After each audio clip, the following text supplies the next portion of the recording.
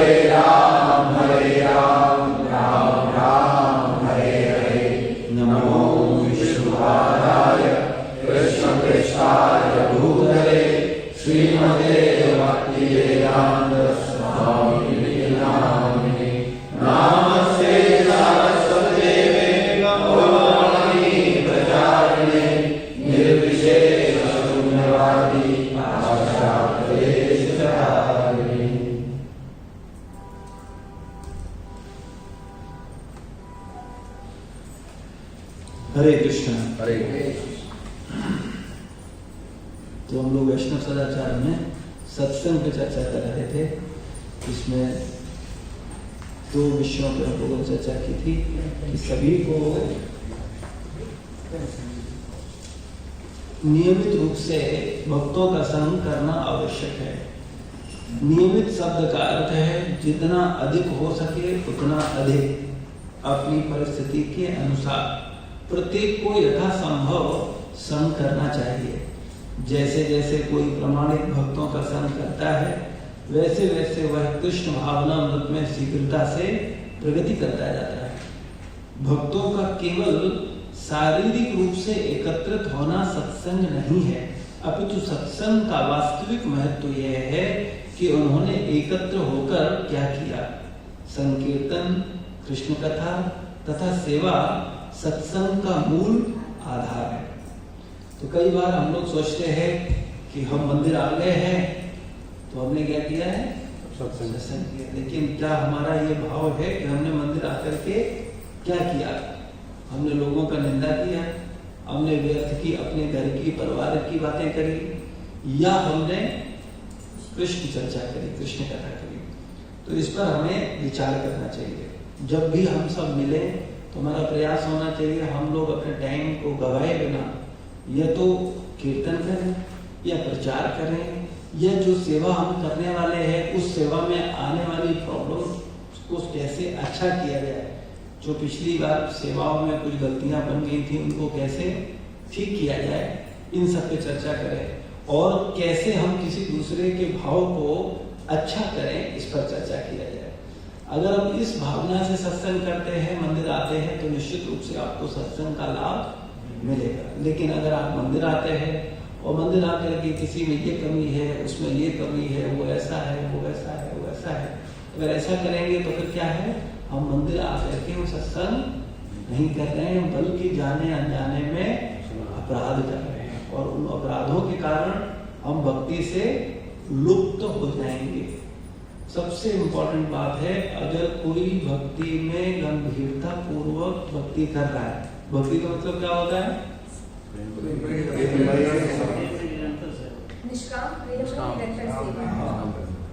भक्ति का मतलब है निष्काम प्रेममयी निरंतर सेवा।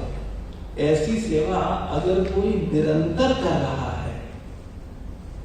तब समझो उसकी मानसिकता ठीक है। और इसमें निष्काम की जगह क्या आ जाएगा? स्वार्थ आ जाएगा, है ना। प्रेम की जगह क्रोध और ईर्ष्या लगेगी, द्वेष, ठीक। और निरंतर की जगह सनक आ जाएगा। आज प्रभु जी की सनक है तो प्रभु जी बहुत सेवा कर रहे हैं, और कल प्रभु जी की कोई इच्छा नहीं है तो फोन ही नहीं उठा रहे। तो ये कैसा होता है? ये सेवा भक्ति नहीं है। भक्ति का मतलब है निष्काम प्रेममयी निरंतर सेवा। और इसका परिणाम क्या होता है?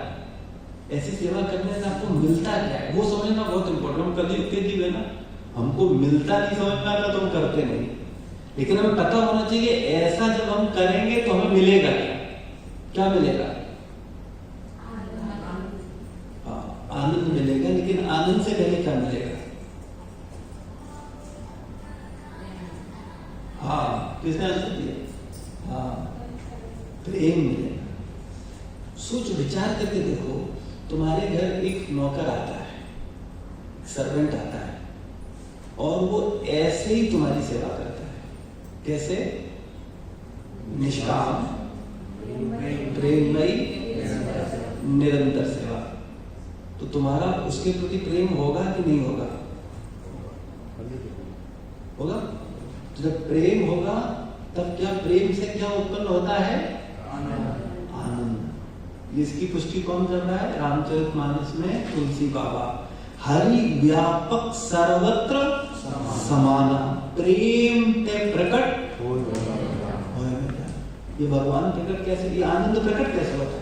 सबको आनंद चाहिए, कुत्ता को क्या चाहिए आनंद, बिल्ली को क्या चाहिए आनंद, चूहे को क्या चाहिए आनंद, बंदर को क्या चाहिए आनंद, आपको क्या चाहिए आनंद, छोटे को क्या चाहिए आनंद, बूढ़े को क्या चाहिए आनंद, स्त्री को आनंद, पुरुष को आनंद, बच्चे को आनंद, मर रहा होता है वो भी आनंद ही चाहता है।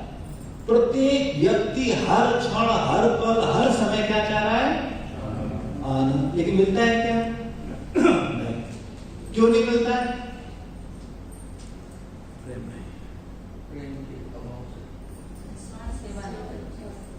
निष्काम नहीं है, प्रेम नहीं है, निरंतरता नहीं है। चाहिए क्या? आनंद। ढूंढते क्या है? पैसा।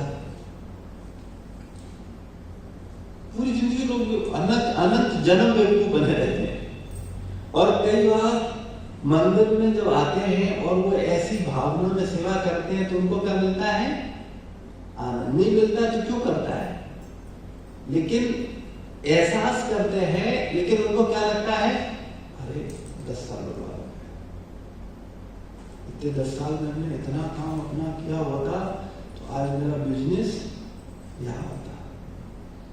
कई बार लोगों के मन में ऐसे विचार आते हैं, लेकिन वो मूर्ख ये नहीं सोचते कि वो बिजनेस वहां से वहां होता, पैसा हो सकता है तुम्हारे पास 10 लाख का 20 लाख होता, लेकिन क्या आनंद होता?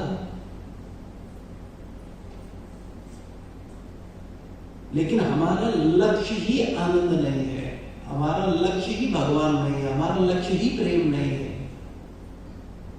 जब अगर मेरा लक्ष्य प्रेम और आनंद है तो जो हमें चाहिए था वो हमें मिल रहा है, हमें और क्या चाहिए?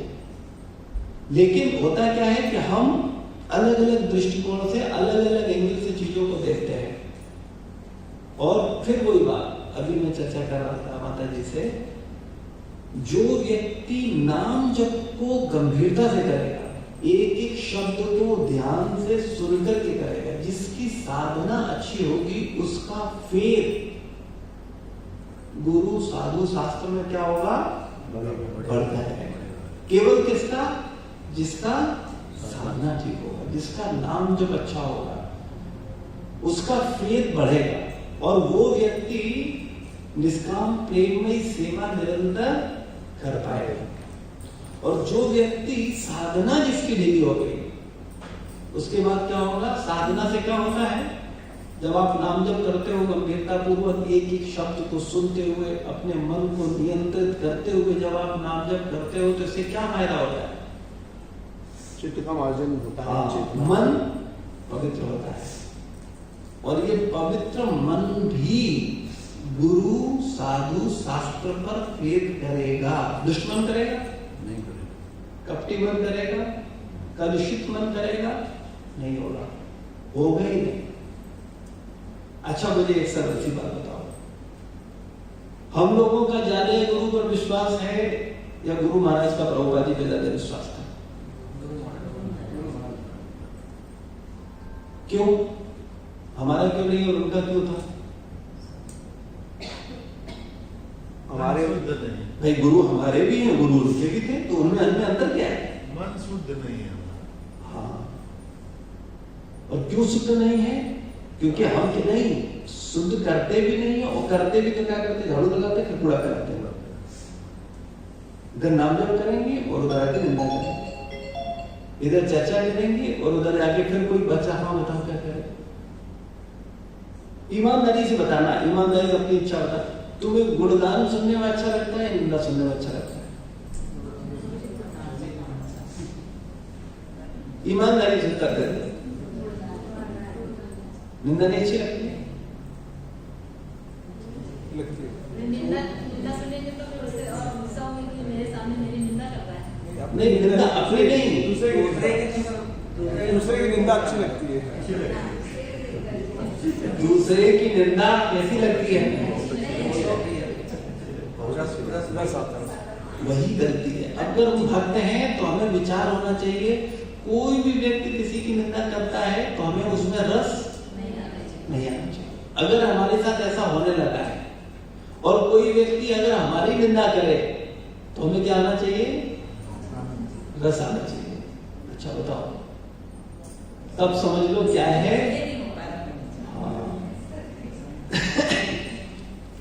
मतलब क्या है कि हमारा प्यूरिफिकेशन, क्योंकि हम तैयार हो गए हैं अपने को सुधारने के लिए। कौन व्यक्ति सुनना चाहता है? कोई अपनी कभी सुनना चाहता है? कोई नहीं सुनना चाहता। हम बोल देंगे हम सुनना चाहते हैं, लेकिन वास्तविकता में हम सुनना नहीं। हम सुनना चाहते हैं केवल अपना गुणगान। और कैसा गुणगान? झूठा गुणगान। आप कहेंगे नहीं नहीं ऐसा नहीं, बिल्कुल नहीं। बहुत से लोग, आपका मन बोल रहा होगा अंदर से, नहीं ऐसा नहीं। सही गुणगान अच्छा लगता है, झूठा गुणगान में अच्छा नहीं लगता। बताओ ईमानदारी, मन बोल रहा है कि नहीं बोल रहा है? कि नहीं, सही गुणगान तो अच्छा लगता है। ऐसा नहीं है कि कोई झूठी बात करे और हम उसमें खुश हो जाएंगे। आ रहा है मन में कि नहीं आ रहा है? आ रहा है बिल्कुल। अच्छा ईमानदार, मैं बोलूं रवि प्रभु बहुत ईमानदार है, तो आपको अच्छा लगेगा कि बुरा? अच्छा लगता है, लेकिन क्या ये सही है?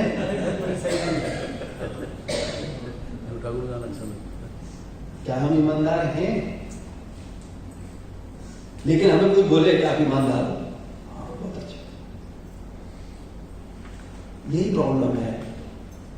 और जो भक्त होते हैं वो जानते हैं कि नहीं, ये मेरे हित के लिए है। देखो, अगर तुम नहीं हो और वो मानते रहोगे तो तुम कभी वो बन पाओगे जो तुम्हें बनना है? प्रयास ही नहीं करेंगे। प्रयास नहीं करो। तुमने अपने दिमाग में बैठा रखा है कि तुम बहुत पवित्र हो, तुम बहुत अच्छे हो, तुम बहुत ईमानदार हो, तो कौन प्रयास करेगा? और जब तुम्हें ये लगेगा कि नहीं तुम बुरे हो, तुम ईमानदार नहीं हो, और सच बात है, तो अगर हम इसको स्वीकार करेंगे तो क्या होगा? फिर हम ईमानदार होने की कोशिश करेंगे। नहीं नहीं, मुझे कमिटमेंट अपना पूरा करना है, मैंने जो बोला है वो मुझे करना है, मुझे ये करना है। तब क्या होगा? वो ईमानदारी की शुरुआत होगी। मैं हमेशा एक बात आप लोगों को बार बार कहता हूं, आप ईमानदार बनना चाहते हो या ईमानदार सुनना चाहते हो? बनना चाहिए। कोई बोले सुनना चाहते हैं, सुनना चाहिए। लेकिन बनना चाहते हो आप, ऐसा नहीं है, मैं समझता हूं, क्योंकि नहीं चाहते तो आप क्यों आ रहे हो? लेकिन उस पर प्रयास ईमानदारी से नहीं कर रहे। आपको सुनने की ज्यादा इच्छा है, बनने की इच्छा नहीं है। जब व्यक्ति को सुनने की इच्छा होता है तो वो क्या करता है? लोगों को अपने प्रति कन्विंस करता है। और जब व्यक्ति को बनने की इच्छा होती है तो वो अपने आचरण पर काम करता है। अब बताओ आप क्या करते हो? पहले वाले हम कन्विंस करने की कोशिश करते हैं, नहीं मैं अच्छा हूं, ऐसा नहीं। देखो, हम सामने जो मैं संपर्क में आएगा उसको हम कन्विंस करेंगे मैं अच्छा हूं। अरे तुम्हें बोलने की आवश्यकता नहीं है, तुम बस अपने आचरण पे काम करो। लोगों को बोलने दो, तुम क्यों बोल रहे हो? उनको बोलने दो। फूल कभी बोलता है देखो मेरे में खुशबू आ रही है, अगर खुशबू है तो आएगी। तो कभी सुनाने का प्रयास मत करो, किसी को मनवाने की कोशिश, हम लोग इसी में लगे रहते हैं। लेकिन उससे काम नहीं बनेगा। काम बनेगा अपने ऊपर ईमानदारी से काम करने, उस पर हमें लगना चाहिए। तो भक्तों को केवल शारीरिक रूप से एकत्रित होना सत्संग नहीं है, अपितु सत्संग का वास्तविक महत्व यह है कि उन्होंने एकत्रित होकर के क्या किया? संकीर्तन, कृष्ण कथा तथा सेवा सत्संग का मूल आधार है। सत्संग में गंभीरता से श्रवण करना चाहिए, केवल बोलने के लिए आतुर नहीं रहना चाहिए। सत्संग में सुनने के लिए सत्संग को ध्यानपूर्वक श्रवण करना चाहिए। कई बार बहुत से ऐसे श्रोता होते हैं जो सुनते सुनते बोलने का उनका अभ्यास होता है, वो कहते कब मौका मिले और हम बोले, ठीक है। लेकिन ये मन की बीमारी आचार्य लोग जानते हैं, इसलिए वो हमें समझा रहे हैं हमें क्या करना चाहिए? श्रोता बनना चाहिए। बोलने का प्रयास नहीं करना चाहिए, आतुर नहीं रहना चाहिए, बल्कि गंभीरता पूर्वक श्रवण करना चाहिए। भक्तों का संग हमें प्राप्त एक अनमोल भेंट है, जिसके बिना हमारा जीवन शुष्क एवं निरर्थक है। ये कितने लोगों को इस बात की अनुभूति होती है? फिर से ध्यान से सुनो और फिर विचार करो। देखो, सत्संग का मतलब केवल सुनना नहीं होता। सत्संग का मतलब अपने को जज करना होता है कि हम कहां हैं। और जब भी कोई ईमानदारी से सत्संग करेगा तो उसको इस चीज का एहसास हो जाता है कि वो कहां पर है। तो सत्संग, भक्तों का संग हमें एक अनमोल भेंट है, हमें प्राप्त एक अनमोल भेंट है, जिसके बिना हमारा जीवन शुष्क एवं निरर्थक है। इस बात का एहसास होता है? हो रहा है? अच्छा है, क्योंकि जब ऐसा एहसास होता है तो हम बिना भक्तों के संग के नहीं रह सकते। हम मौका ढूंढेंगे कैसे हमें संग मिले। हमें बुलाना नहीं पड़ेगा, हमको फोन नहीं करना पड़ेगा, है ना। कई बार लोगों को फोन करना पड़ता है, बोले आइए आज क्लास है, आइए सेवा है, उसमें बोलते हैं हाँ ठीक है आएंगे, अब तुम्हारा फोन आया तो फिर जरूर आऊंगा। तो इसका मतलब है उनके अंदर कोई सत्संग का कोई अभी है नहीं। जिसके अंदर वो होगा वो रह ही नहीं पाएगा, उसको इंतजार रहेगा कब टाइम आए, कब सैटरडे आए, कब संडे आए, कब गीता की क्लास आए, कब मॉर्निंग जपा का सब। वो हमेशा सुनने के लिए आतुर रहेगा। और कौन आतुर होता है और कौन आतुर नहीं होता है, इसको फिर समझ लो। ऐसा नहीं है, जो भक्ति में आए हैं वो सब कभी न कभी आतुर थे, लेकिन आज आतुर नहीं है। क्यों? क्या कारण है?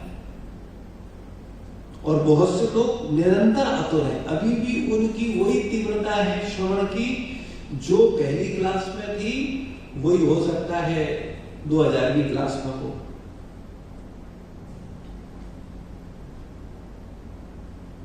क्या अंतर होगा? केवल एक अंतर है, एक अपराधों से बच करके निष्काम प्रेम में सेवा करने का प्रयास कर रहा है और एक ने इस पर ध्यान नहीं दिया। जो अपराध करेगा उसकी श्रवण करने की इच्छा खत्म हो जाएगी, उसको श्रवण में रस नहीं आएगा, उसको नाम जप में रस नहीं आएगा। ये पहली पहचान है। अगर तुम्हारे मन, तुम्हें श्रवण से तुम्हारा मन उबरने लगे, तुम्हारा मन क्या ठीक है हो गया, या तुम्हारा नाम जब में मन न लगे, एक एक मंत्र को जब सुनो तो तुम्हारा मन भागे, अरे ठीक है माला तो होगी, लेकिन दिमाग में चलेगा ये काम करना है, ये करना है, ऑफिस जाना है, घर का ये है वो है, और पता चलेगा 2 घंटे में पूरे दिन की बढ़िया प्लानिंग। चाप तो सोना वाला हुआ, लेकिन प्लानिंग पूरे दिन की व्यवस्था होगी। तो अगर ऐसा जब कर रहे हैं तो निश्चित रूप से हमारा जो रुचि है वो नाम में, सत्संग में, कथा में गिरता जाएगा, रुचि नहीं आएगा। लेकिन अगर कोई ध्यान पूर्वक श्रवण कर रहा है तो क्या होगा? उसका रुचि बढ़ेगा। भक्तों का संग बहुत दुर्लभ है। हमको कल की बात है, सुबह सुबह मंगला आरती में संजय प्रभु बोले प्रभु जी इतना प्रयास करते हैं समझाने का लोगों को, लेकिन लोग सुनते ही नहीं, भक्ति को गंभीरता से लेते ही नहीं, आते ही नहीं। तुम परेशान क्यों? तुम्हारी इच्छा चलेगी कि भगवान की इच्छा चलेगी? भगवान। और भगवान ने क्या बोला?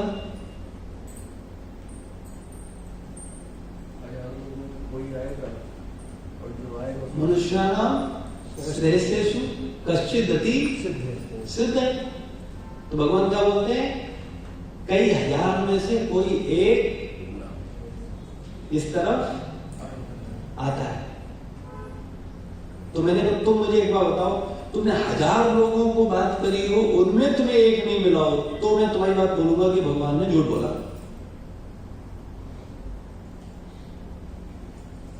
तो बोले ऐसा तो नहीं है। तुमने प्रॉब्लम क्या? बोले हम चाहते हैं 10 में 200 आ जाए। जिससे बात करो तब बात करो। आज जिसे बोला बोले बस अब ठीक है प्रभु, आ रहे कल से माना करेंगे, गीता क्लास करेंगे, परसों से हम सत्संग करेंगे। तो हमने कहा प्रॉब्लम संसार में लोग इसीलिए दुखी है क्योंकि भगवान के विचारों से हम अपने विचार नहीं बनाते, हम अपने अलग विचार करते हैं। तो भगवान कह रहे हैं हम उसमें संतुष्ट नहीं। कई बार आपको लगता होगा कि प्रभु जी इतने 18-20 साल तो लगे समझाने में और हम लोग एक भी अच्छी तरह से नई बात को मानते हैं, फिर भी फ्रस्ट्रेशन क्यों नहीं होता है? उसका मूल कारण यही है क्योंकि हमें पता है फिर इन हजारों में से कोई विरला वो जान पाएगा सत्य क्या है। तो मुझे कोई अपेक्षा नहीं है, मुझे मालूम है आप कई हजार में से एक आ गए हो, एक में हो, आप सबकी गिनती कई हजार में से है, लेकिन अब बिरला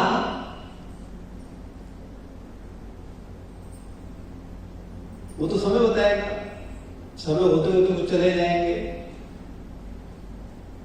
कुछ दूसरी जगह दीक्षा ले लेंगे, कुछ कहीं और चले जाएंगे, कुछ कहेंगे अरे सब तमाशा है, वो क्या अरे इस्कॉन में ना बस हमेशा पैसा मांगते रहते, वो बिल्कुल ठीक नहीं। तो कोई कहेगा अरे वहां तो कभी किताब बांटो, कभी ये करो, कभी वो करो, आए दिन कुछ ना कुछ, ऐसा थोड़ी होता है। अरे जिंदगी में और भी काम है, एक ही काम है। बोलते हैं बोलते हैं, लेकिन वो सब मूर्ख है क्योंकि भगवान क्या कह रहे हैं? मन मना भव मद भक्तो मध्या जीवा सदैव मेरा चिंतन करो।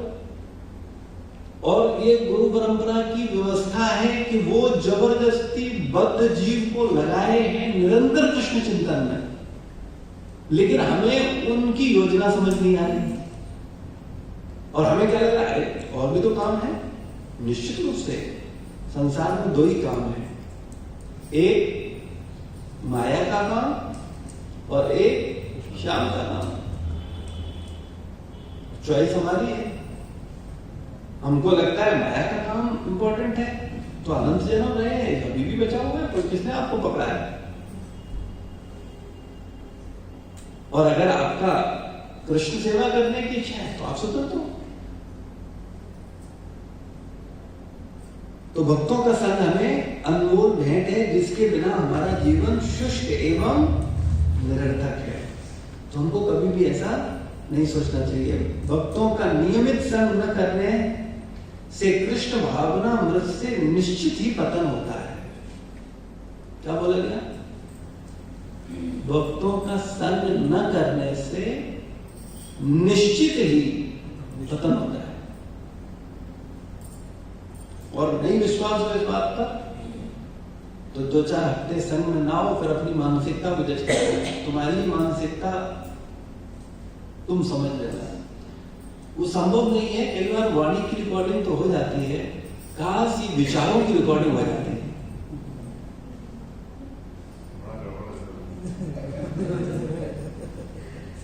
और आप अपने ही विचारों को सुन पाते हैं कि भक्तों के संग में जब जा रहे थे, श्रवण कर रहे थे, तब विचार मेरे कैसे थे, और भक्तों के संग से दूर होते ही मेरे विचार कैसे। तो क्या बोल रहे हैं? भक्तों का संग न करने से कृष्ण भावना में निश्चित ही पतन होता है।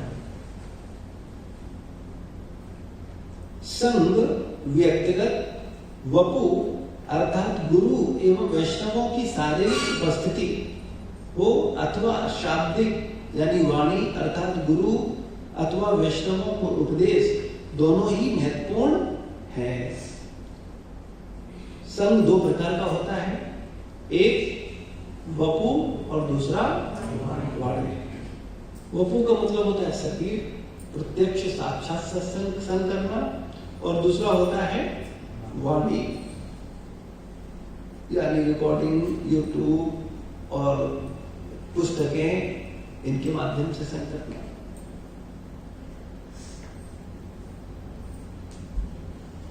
दोनों ही महत्वपूर्ण है। सत्संग उसी समय अर्थपूर्ण होता है जब कोई व्यक्ति ध्यानपूर्वक श्रवण किए गए उपदेशों को अपने जीवन में व्यवहारिक दृष्टि से उतारने का गंभीर प्रयत्न करता है। ठीक है, ये लाइन जिसके जीवन में ईमानदारी से होगी उसका पर्सनैलिटी अपने आप अलग दिखेगा। होता क्या है, हमारा दुष्ट मन हमको समझाता है अब इतना बहुत है, इससे ज्यादा नहीं। वो एक ब्रेक लगा देता है, नहीं और भी चीजें हैं। ठीक है, और चीजें क्या बताता है? माया या कृष्ण? माया।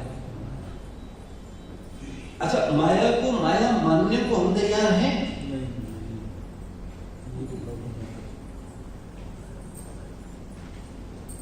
क्या हम माया को माया मानते हैं?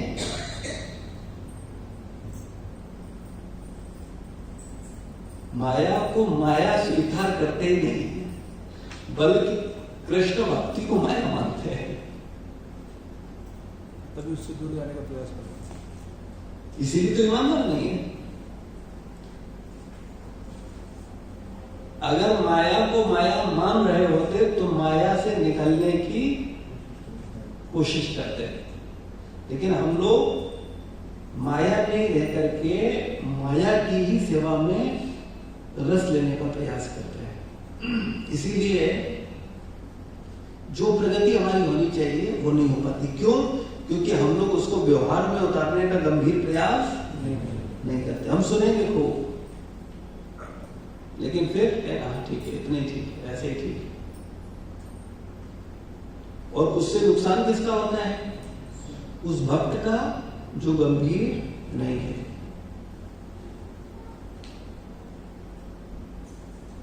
होता क्या दिक्कत है कि जो चीजें हमें दिख रही है वो सब हमें क्या लगता है? यही सत्य है। लगता है कि नहीं लगता? घर सत्य है, पत्नी सत्य है, बच्चा सत्य है, शरीर सत्य है, नौकरी सत्य है, और कृष्ण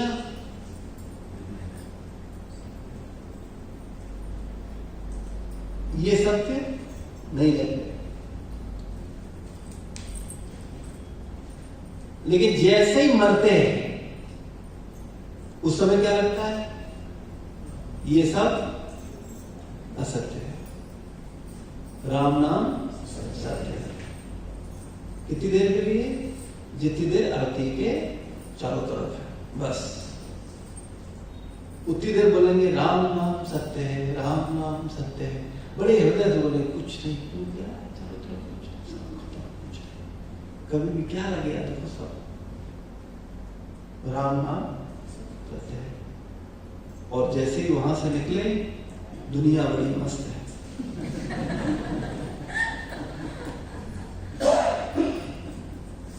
तो राम नाम खत्म। हर समय माया है।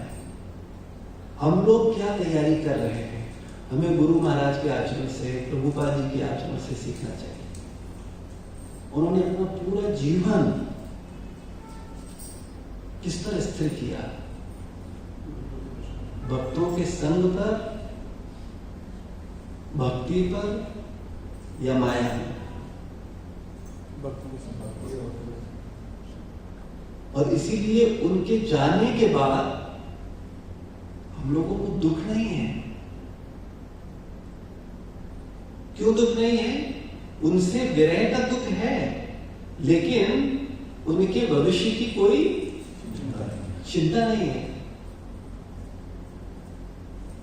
इसीलिए जब आध्यात्म में कोई शरीर छोड़ता है, भक्ति में कोई शरीर छोड़ता है, तो विषाद और हर्ष दोनों होते हैं। दुख इस चीज का होता है कि वो हमारे प्रत्यक्ष संग में नहीं। अब हम कैसे उनको अपनी बात रखें। ऐसा शारीरिक स्तर पे चूंकि हम लोग हैं तो हम उसी भाव पर वो करते हैं, तो इसलिए उसका हमें अफसोस होता है। लेकिन हर्ष, उनकी जो गुणगान है, उनका जो जीवन है, उनका जो व्यक्तित्व है और उनका जो भविष्य है, उसको सोच करके हर्ष होता है। तो कहने का मतलब केवल इतना है, हमारा क्या होगा, हमें अपने में विचार करना चाहिए, हमको क्या करना है। तो हम सब भक्तों को थोड़ा भक्ति को गंभीरता से लेना चाहिए। हम लोग सोचते हैं भक्ति का मतलब टाइम से पहुंचो, कीर्तन करो, बस ठीक प्रसाद पाओ, बस आप सुनो, बस हो गया, यही भक्ति है। ये भक्ति नहीं, ये भक्ति शुरुआत करने का माध्यम हो सकता है, लेकिन इसे आप केवल भक्ति नहीं बोलते, श्रवण भक्ति की शुरुआत है। लेकिन सुनने के बाद कम से कम मानसिक रूप से उस पर फेथ होना बहुत आवश्यक है। कई बार हम तर्क करते हैं कि अरे सुखदेव महाराज तो केवल सुनकर के भगवत धाम चले, उन्होंने तो कुछ नहीं किया, क्योंकि उन्होंने 7 दिन तक निरंतर केवल श्रवण किया। कोई प्रैक्टिकल कुछ सेवा या प्रैक्टिकल कुछ कार्य किया उन्होंने? सुन रहे थे और सुनते सुनते मुक्त हो गए। तो उनकी सुनने में हमारे सुनने में कोई अंतर है? क्या अंतर है? विश्वास। हाँ, वो जो सुन रहे थे उस पर 100% विश्वास कर रहे थे, और हम लोग सुनते हैं लेकिन उस पर विश्वास नहीं करते। सुनते खूब है लेकिन विश्वास नहीं। विश्वास किस पर करते हैं? अपने विचारों पर, अपनी समझ पर, अपनी सोच पर। और ज्यादा होता है तो मेरी जैसी जो दुष्ट सोच रखने वाला दूसरा होता है, उसकी सोच पर भी विश्वास कर देते हैं, क्योंकि दोनों दुष्टों की फ्रीक्वेंसी मिल जाती है। लेकिन वो किस पर विश्वास नहीं करते? गुरु पर विश्वास नहीं करते, शास्त्र पर विश्वास नहीं करते, और संतों पर विश्वास नहीं करते। हम लोग भी विश्वास करते हैं, ऐसा नहीं है कि विश्वास नहीं करते, आप विश्वास करते हैं, लेकिन आप किस पर विश्वास करते हैं, इस पर विचार करो।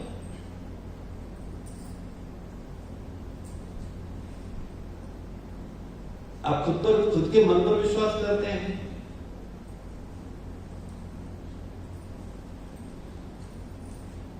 पत्नी पर विश्वास करते हैं, मित्र पर विश्वास करते हैं, पुत्र पर विश्वास करते हैं, किस पर विश्वास करते हैं? मन पर विश्वास करते हैं। और हमारा मन दुष्ट है कि नहीं है? तो किस पर विश्वास कर रहे हैं आप? दुष्ट पर विश्वास कर रहे हैं।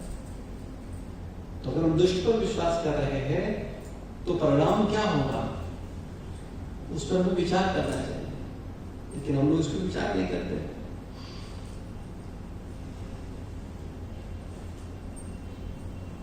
तो सत्संग उसी समय अर्थपूर्ण होता है।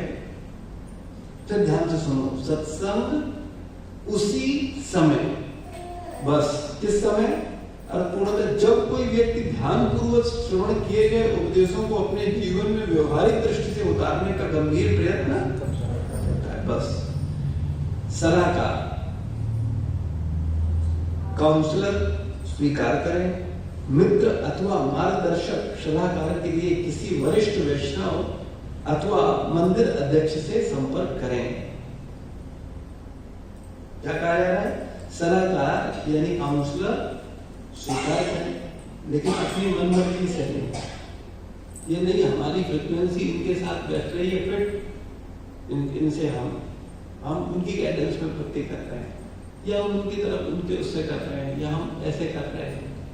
नहीं, सलाहकार स्वीकार करना है तो कैसे?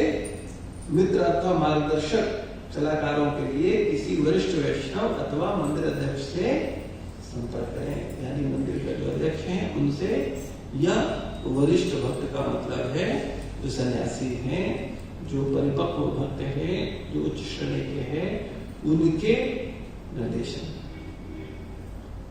हम लोग क्या बोलते हैं, वरिष्ठों का कंफ्यूजन हो जाता है। जैसे अभी कोई भक्त अगर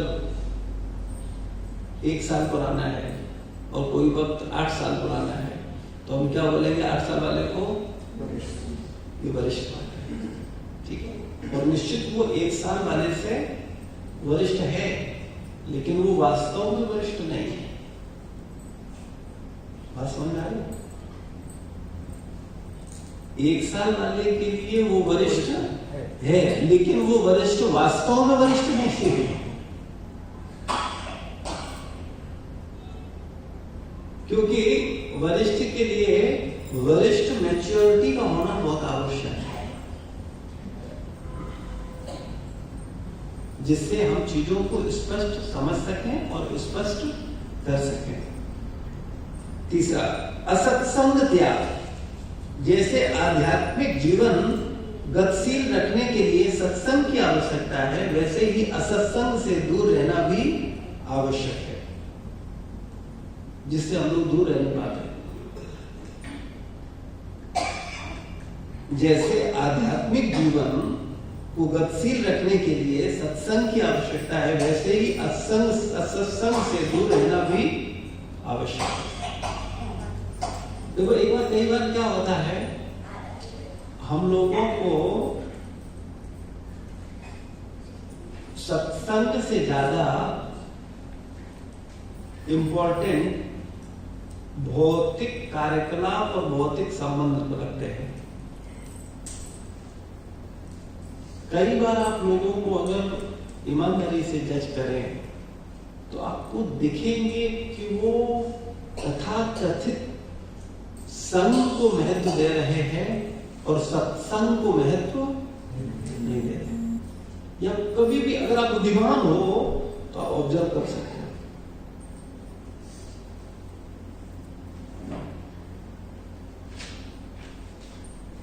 उदाहरण के लिए आपको बताएं, प्रभुपाद जी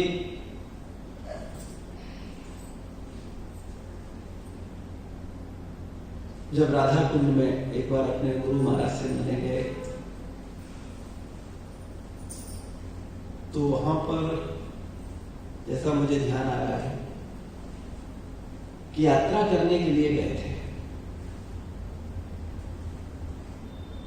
तो प्रभुपाद जी भी वहां थे और वहां चर्चा हुई कि अब सब लोग आए हैं बंगाल से, यहाँ से, वहां से यात्रा करने के लिए।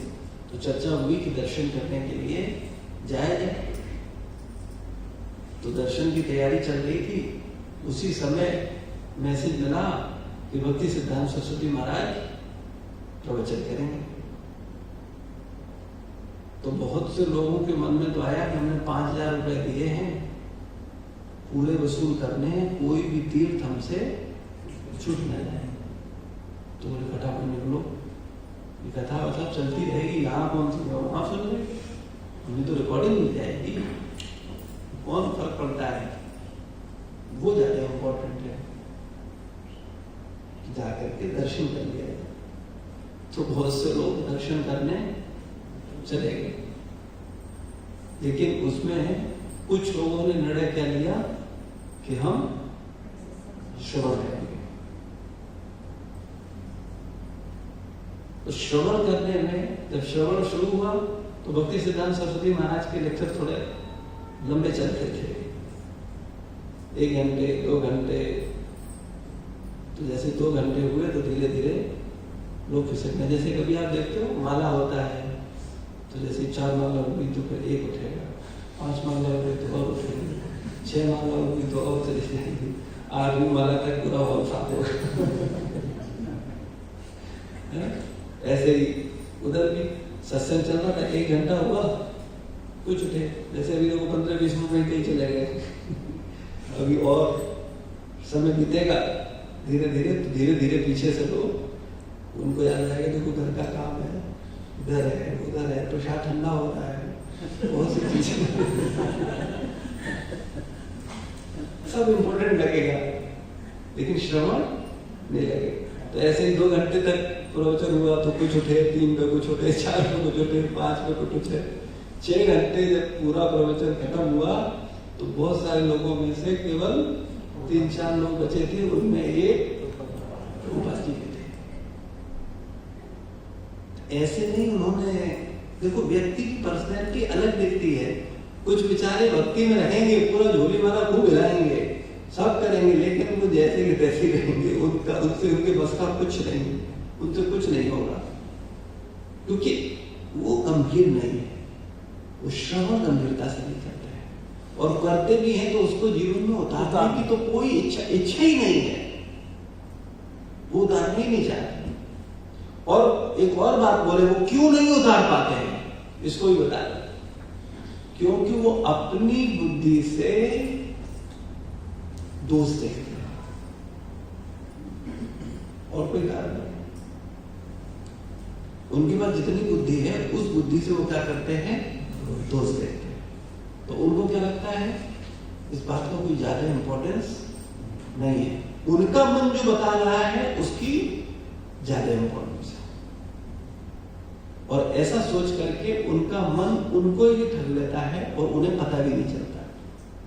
और पता तब चलता है जब जीवन लीला समाप्त होती है, तब एहसास होता है। जैसे फॉर एग्जाम्पल, इसको ऐसे समझो, मान लो इतने वक्त हैं जितने बैठे हैं, थोड़ा विचार करना, बड़े प्रैक्टिकल है, इसको ध्यान करना, ध्यान देना। आप में से कुछ लोग ऐसे हैं जो नाम जप को बहुत गंभीरता से, निष्काम प्रेममयी सेवा को बहुत गंभीरता से ले रहे हैं। आप में से कुछ भक्त ऐसे हैं जो सेवा को ही प्रधान दे रहे हैं, वो दिन रात अपना माला कर रहे हैं, सेवा कर रहे हैं, और कुछ नहीं कर रहे हैं। कोई धन अर्जन पे ज्यादा ध्यान नहीं है, किसी संसार की चीजों पे ज्यादा ध्यान नहीं है। तो हो सकता है जब वो नाम भजन और इस पर ध्यान देंगे तो जाहिर सी बात है कि उनका इस पर प्रगति होगी। तो हो सकता है कि संसार में उतना प्रगति न भी हो, और एक तरफ व्यक्ति पूर्ण रूप से अपनी भौतिक कॉन्शियसनेस में रह करके भौतिकता को ध्यान दे रहा है, और भौतिकता को ध्यान देने के कारण आध्यात्मिकता में तो पिछड़ रहा है, लेकिन भौतिकता में अर्जित कर रहा है।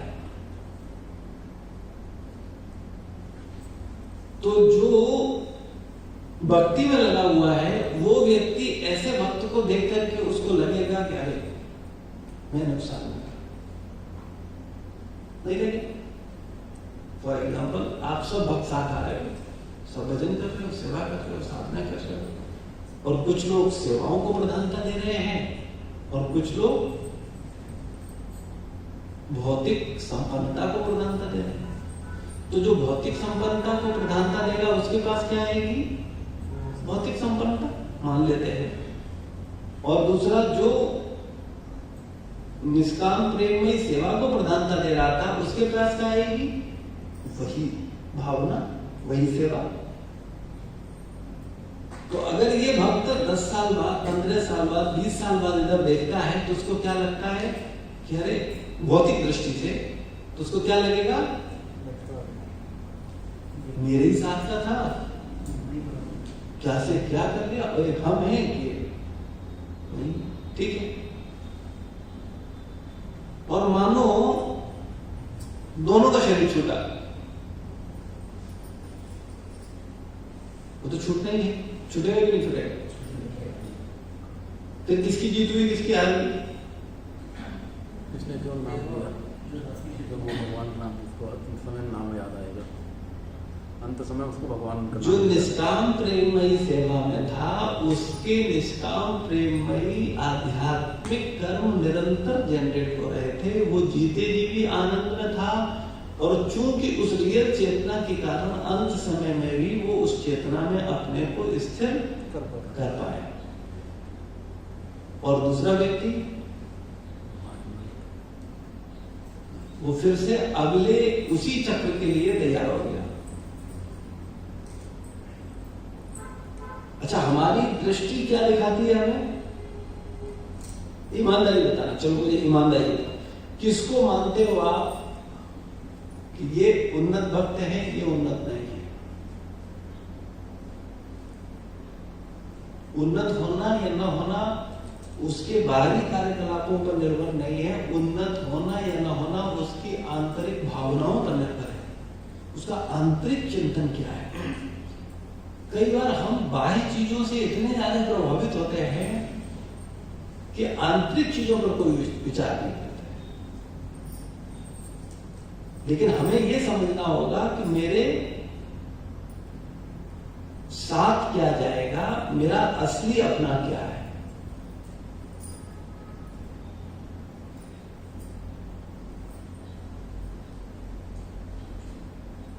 इसमें और एक समस्या होती है, अलग अलग जब हम लोग ऐसे समूह के साथ आगे चलते हैं ना, तो अलग अलग तरीके के अपवाद स्वरूप लोग आते हैं।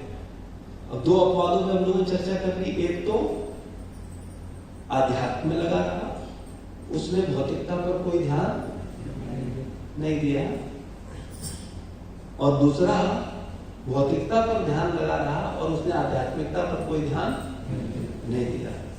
क्या कोई तीसरी स्थिति भी बन सकती है? दोनों को ध्यान देता हूँ। दोनों पे ध्यान देता हूँ। एक व्यक्ति है जो आध्यात्मिकता पर भी पूरा ध्यान दे रहा है और अपनी भौतिक जिम्मेदारियों पर भी ध्यान दे रहा है, तो वो व्यक्ति दोनों में ही प्रगति करेगा। तो जो दोनों में प्रगति करेगा उसकी ये दोनों निंदा करेंगे कि नहीं करेंगे? करेंगे। कौन कौन निंदा करेगा? जो भौतिकता में लगा हुआ है, जो भौतिकता में लगा हुआ है वो व्यक्ति इधर भी दोनों तरफ से अध्यात्म लगा हुआ नहीं, निंदा नहीं करेगा। वो भी करेगा। आध्यात्म नहीं करेगा। वो क्या कहेगा? वो तो प्रभु अपराधों से बचने की कोशिश करेगा, वो कहीं अगर वो सच में सच्चा ईमानदार है और विवेकवान है तो निश्चित रूप से वो निंदा नहीं करेगा। और इतना विवेकवान होना बहुत मुश्किल है, ईर्ष्यालु हो जाते हैं लोग। उस साधक को भी क्या आएगा? देखो इसका सही है, सही रहा इधर भी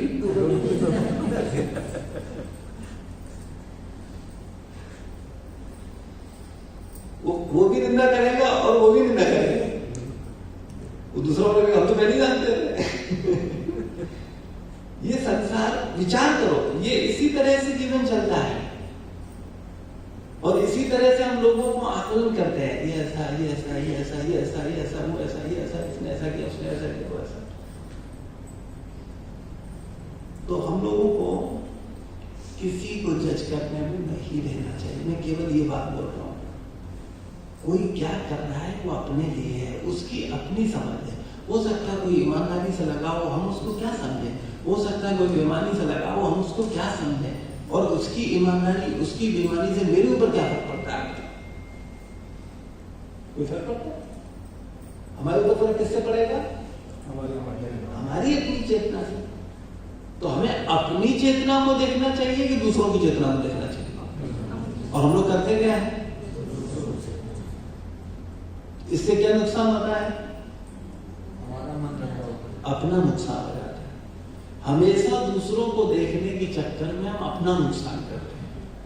तो हम लोगों को इतना बुद्धिमान होना चाहिए। श्री प्रभुपाद की जय, गुरु महाराज की जय, समस्त बंदे की। किसी का कोई प्रश्न है, कोई जिज्ञासा है तो पूछ सकते हैं, किसी भी वक्त का कोई डाउट। पहले भी शायद पूछ चुका हूँ, क्लियर हो गया, लेकिन फिर से रिवाइज कर लेना अपने आपको।